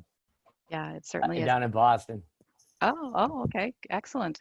Great. We did try anaerobic bioremediation ex situ in one of our pilot tests and just couldn't maintain anaerobic. We couldn't maintain anaerobic conditions. I think it's very challenging ex situ. I wish we had had the opportunity and the time to do that in situ. It would have been very interesting, and it's such a great technology. We just didn't get to try it. We tried so many different pilot tests and bench scale studies on site, but yeah. Next time. Next river. Time. Yeah, next river. but then I believe that Matthäus can help you as well with his special probes to. That's right. Yeah, so it could be a nice combination if you put all 5 of you together in the program. There's to Matthäus, I would say to everyone, the better your CSM, the more your conceptual site model, the sharper that pencil can be. The sharper my pencil, the sharper anybody on the remediation end's pencil can be. Yep. And one of the major problems historically has been, we put 4 or 5 borings into the ground, and then we ask somebody, well, hey, how much is it going to cost to clean that up? And they end up doing it 3-4 times, because by the 5th time, they finally have a proper conceptual site model that they can now truly address the contaminant issue. If you don't know where it is, it's hard for us to help you. So kudos to sharpening that where is it pencil. There's another question for you, Kent, in the chat box. Could you comment on the consideration of facilitative microbes that could survive if conditions change from anoxic to oxic in case of climatic factors? Oh, that's I don't know if I'm smart enough for that one right off the bat. Change from anoxic to oxic. Well, we do oftentimes, to see if I'm on the right track here, if we have sites where we have a lot of aerobic overburden, one of the difficulties is always questioned, is the additive amount going to get outpaced by the amount of oxygen being introduced to the system? Similar to what Megan just spoke about. is that the introduction of oxygen to those biopiles caused aerobes to dominate and didn't allow the facultative anaerobes to do their thing. So that is always a challenge, and I don't have a silver bullet. We have a very extensive toolbox, you know, for various problems, but there are times when something doesn't work, something isn't going to work. And I think it's the responsibility for us as practitioners to be open about that and say, no, it's not going to work at that site. I recommend you call these guys, or I recommend you try that, you know, and then come back next time we have another playground we could play with. But that is, if I'm correct in the question, the continual introduction of oxygen will hinder my processes, just like it would in a chlorinated site. I just saw another one. My God, I better shut up because there's a bunch of people asking me questions now. It's the last one. For this site with active L-Napple plume, transformer and diesel with drinking water wells, well, I'm creating an anaerobic world. I'm maintaining an anaerobic world. So drinking water wells are an issue. The problem is, it's just same as the pump and treat system. If you're doing a project nearby with pump and treat and you're anaerobic, I'm creating an anaerobic nutrient-rich slug of water. The pump and treat system, the water's moving fast, highly aerobic, and very, very little nutrients. So it's kind of dead. Once that slug of nutrient-rich anaerobic water hits that fast-moving aerobic, that's when you get biofouling. And that's when you are going to ruin. I'm going to be buying somebody a new pump and treat system. I'm going to be buying somebody a new drinking water well.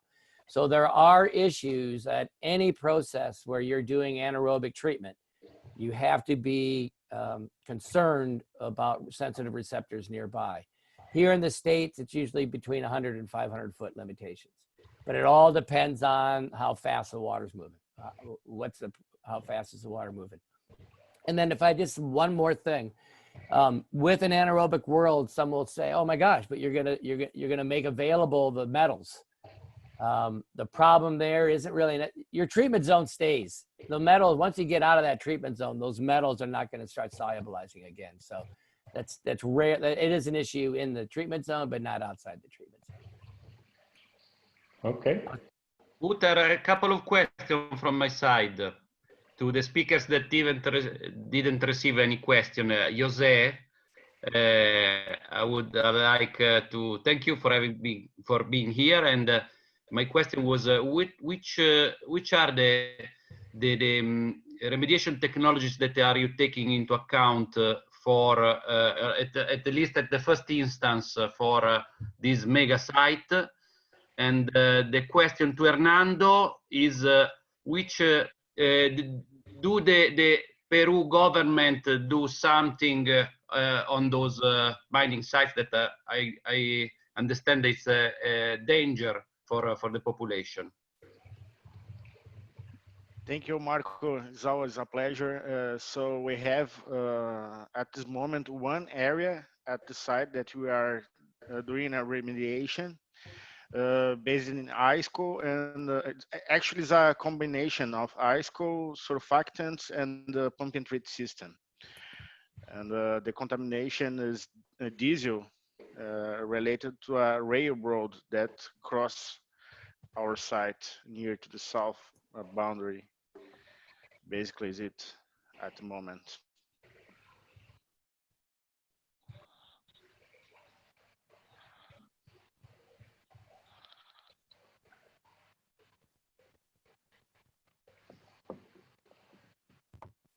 Okay, Marco, for your question, we have problems in Peru because the institutionality is very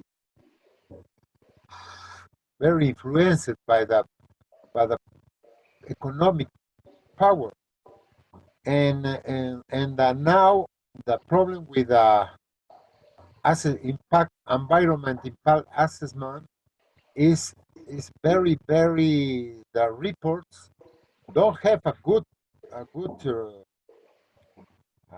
source, and the study is very simple, And also the other problem is you have a lot of normatives. You have, for example, first, you have a environment impact assessment. Also, you have a possibility to make a modification. And also, you have now the reports sustentatory, and also now you have a technical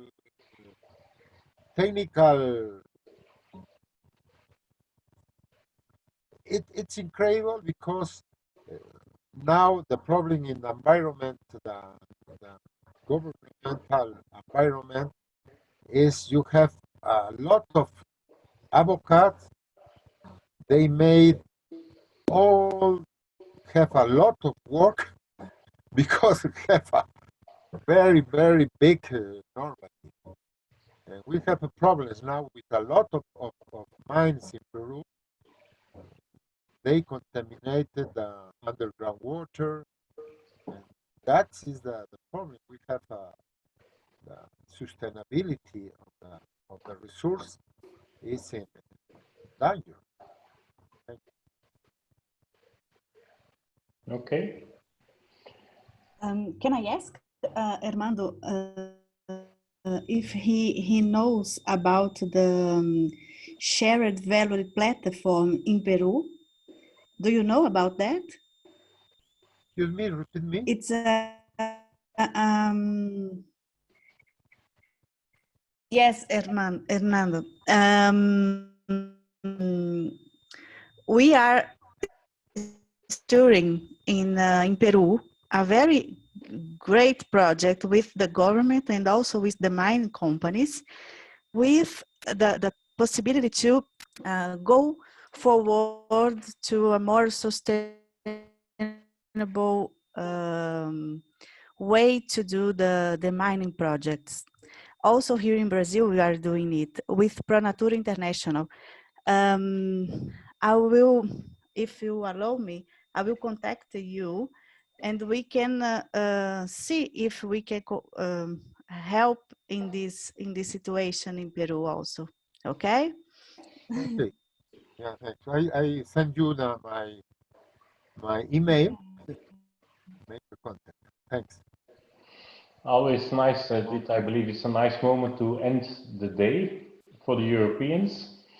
I believe in Brazil, some people will get hungry.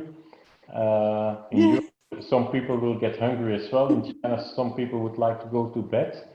And I'm happy that we make links in this type of conferences like we just did, and that we can help each other. So nice moment to close the session, I would say. So I would like to invite you for tomorrow, well, for some of us morning, on the next session starting at 11:30 European time on brownfield decommissioning and landfill soil remediation case studies. And as Marco is showing right now. And I would like, from my side and from my co-chairs as well, I would like to wish you a good lunch, a good evening, or good night. Thank you. Thank you all for Thank the you. opportunity. Ciao. Thank you all. Thank you, everybody. Bye-bye. Thank you, all the speakers and the chairs. Thank you. Thank you, Marco. Thank you, Marco. Bye-bye. Bye-bye. Thanks a lot. Thank you, Marco. Bye all. Bye.